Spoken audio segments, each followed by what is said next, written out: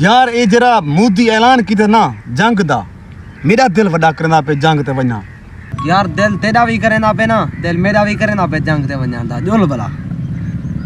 यार जंग ते जुल्लू ता सही, कपड़े धुआवण पानी बंद की बैठा।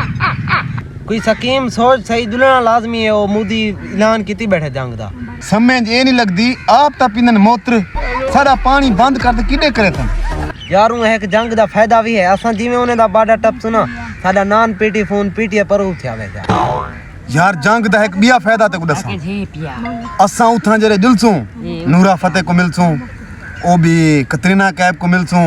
जरे नूरा फतेह आखती ना होश ना खबर है। ओए होए होए यार मोदी है उमे पागल दा पुत्र का। इतना गर्मी है कोई शादी नहीं रखे ना, ओए तेरी वाली जंग राख दी। यार इंडिया वाले को तो ए पूछ दे सकूं जो असा स्टेज लाऊं तो ओ सारे सामने नूरा फतेह ओ नचसी।